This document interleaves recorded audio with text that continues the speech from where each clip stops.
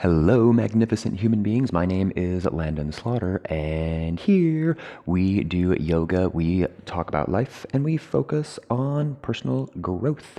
That's exactly what we're doing today, is growing by learning more about Bhujangasana Cobra pose. So if you would like some tips and some explanations and to learn some cool things about Cobra pose, this right here is an educational piece all about Cobra. So go ahead, roll out your mat or grab a cup of coffee, whatever you like, and I will roll the intro screen.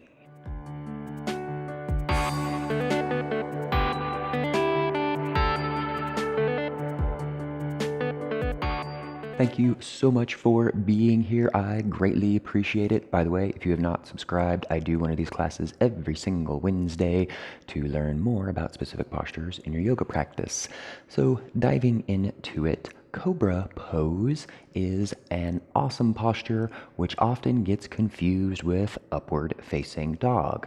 These are two different poses, although they look a lot alike. So just really quick, let me clear the confusion about these two different postures. So upward facing dog, the tops of your feet are pressed into the mat and you are seeking to lift those hips up, engage your glutes slightly, and grow. It's kind of like a growing, lengthening from your toes through, your knees, through your chest, that whole kind of upward trajectory type thing. Kind of letting your heart shine too, right? So that's what up dog is that whole gentle lifting, growing, raising. And we look at Cobra pose, and Cobra is much more of a back bend. And in Cobra pose, you keep your pubic bone still on the mat. Now I know right now in the comments there's going to be people going, no, I learned Cobra pose this way, and I learned Cobra pose this way. Well, this is how I learned Cobra pose, so I'm imparting onto you some of the things that I have found to be useful in Cobra. Also, a very cool fact about Cobra pose is that some explorative studies that have been done say that this posture can help increase testosterone. So, any of you men who may have low T, this could be a potential solution for you. Or it could not work at all. But I'm just saying there's actually some mild scientific research that says that this pose can actually help with testosterone.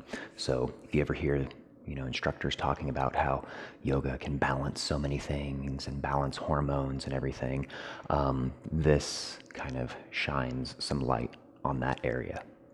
Okay, let's talk about the specifics of Cobra. So remember up dog, that kind of like gentle lengthening, growing and everything, and your hips are definitely lifted off of the mat in up dog. In Cobra, your pubic bone's still on the mat, so your hips will not lift off. And we really want to focus on the back bend in Cobra. So on the mat here, you don't need to bring your legs together. You can actually just kind of have them separated and loose. And in Cobra, there's a lot of body awareness that happens because there's lots of things that should be loose and relaxed, and there's lots of things that need to be specifically engaged. So your legs, honestly, whether they're together or apart, doesn't really matter too much because they really should be almost kind of dead weight and relaxed, because we don't want to engage those legs like we do in up dog, right? So in Cobra, don't worry about your legs too much.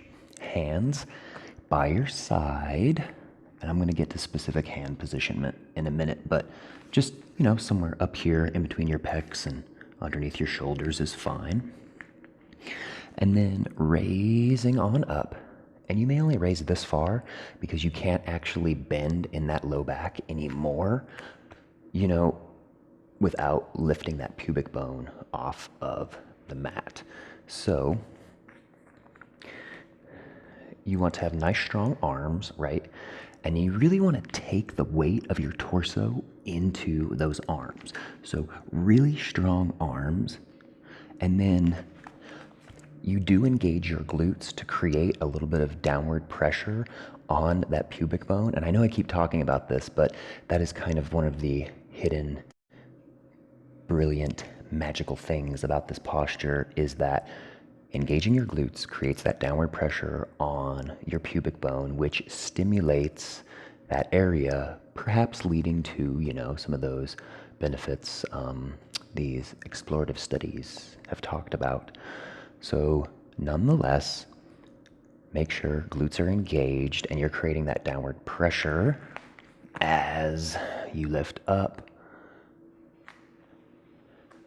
And think about this for a moment. Yes, your glutes are engaged in this posture to create that downward pressure, but you need to find the balance, because if you engage your glutes too much, then you're actually going to be starting to tighten up that low back, because these areas are so close to one another that you engage your glutes a lot, then you're going to by proxy start to tighten up some of those low back muscles.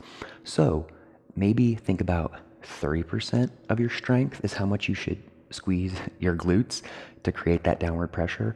Not a lot, because again, we want to be able to create that back bend. And you need to relax in your back. So you're lifting up, and if you're squeezing your glutes really too hard, you may not be able to go too much farther. But as soon as you kind of relax from squeezing your glutes quite so much, you may notice that that low back starts to open up more, and then you can come into your back bend even more.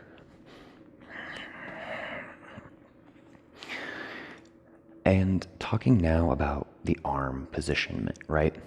I think I'm gonna get some heat for saying this, but your arm positionment, whether it's back really far by your pecs or up more forward, I don't think it kind of really matters too much, because again, the main things in this posture are pubic bone on the mat, relaxing your low back, and helping facilitate your back bend. So if you're really trying to facilitate your back bend in Cobra, you're going to need to find an arm positionment that is best for you. We talk a lot about sometimes having straight arms in Cobra, and yeah, that may be the goal one day, but for a lot of people, you can't really bend too far into your low back. So if your hands are up here and you can absorb your weight into your arms, and loosen that low back and bend and bend and bend, that's good.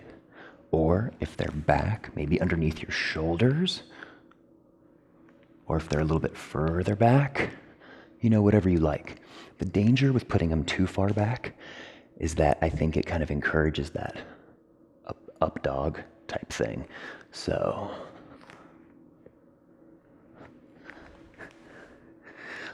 wherever you are in your practice is totally cool.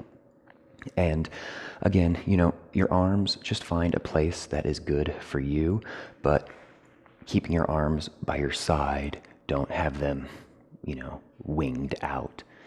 As you raise up, you want to keep them tucked in. So arm positionment does matter in terms of keeping your elbows tucked in like they usually are in yoga, right? But just don't have them out in kind of that, push-up position. We don't want that. So, alrighty, that is your explanation on Cobra pose. Thank you so much for being here. From my heart to all yours. Love you guys. Share this video. Tell people about it. I would greatly appreciate it. And I will see you next time. Namaste.